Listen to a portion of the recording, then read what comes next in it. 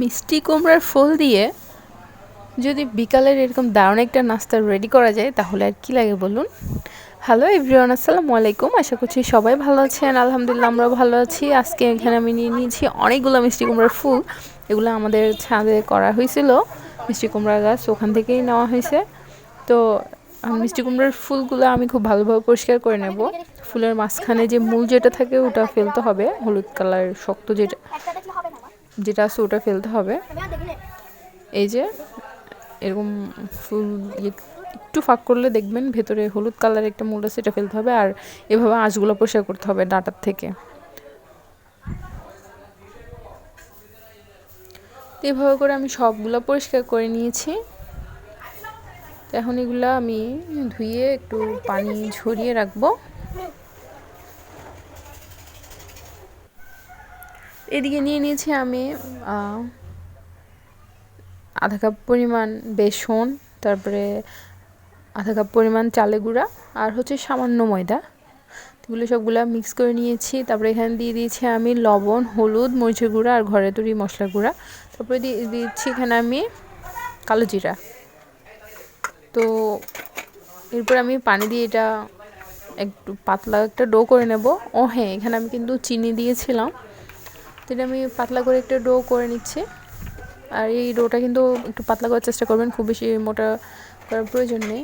তো এখন এই যে পানি ঝরতে দেওয়া এই ফুলগুলো আমি নিয়ে নিচ্ছি একটা একটা করে, এবং এগুলো চুবিয়ে ভালোভাবে তারপরে গরম তেলে দিয়ে দেবো। আর এটা ভাসা তেলে ভাজি করতে হবে, না হলে কিন্তু এটা মুচমুচে হবে না। এই যে তেলে দেওয়ার সাথে সাথে এগুলো আরও মেলে যাচ্ছিল।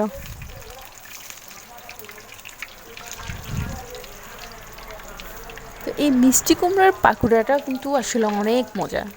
এটা আপনারা বাসায় ট্রাই করতে পারেন। এটা বানানো খুবই সহজ, একদম মুচমুচে একটা মানে রেসিপি আর কি, একটা ইউনিক রেসিপি।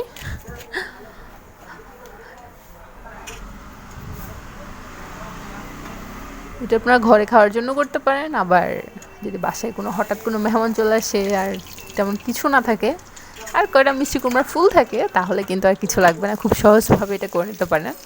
যদি বেসন না থাকে শুধু চালের গুঁড়ার ময়দা দিয়েও কিন্তু এটা হবে।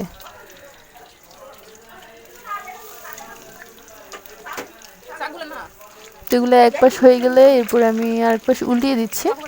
উল্টিয়ে পাল্টিয়ে এগুলো আমি মুচমুচে করে ভেজে নেব।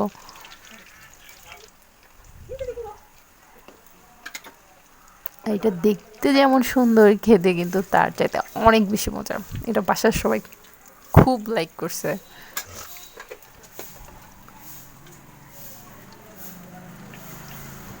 একবার যদি সবাইকে এই রেসিপিটা বানিয়ে খাওয়ান, তখন বারবার কিন্তু আপনার কাছে আবদার করবে এই রেসিপিটা বানিয়ে খাওয়ানোর জন্য।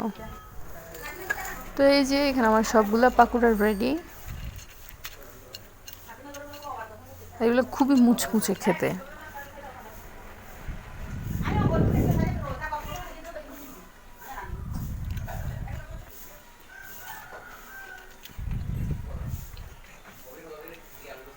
আর মিষ্টি কুমড়ার ফুলের কিন্তু ভর্তাও করা যায়, ওটাও একদিন শেয়ার করবো ইনশাল্লাহ।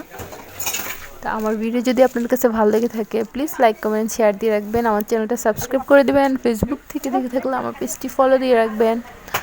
আর এভাবে আপনাদের অনুপ্রেরণায় আমি আরও নতুন নতুন রেসিপি আপনাদের সাথে শেয়ার করার চেষ্টা করব। ততক্ষণ পর্যন্ত ভালো থাকবেন সবাই। আল্লাহ হাফেজ।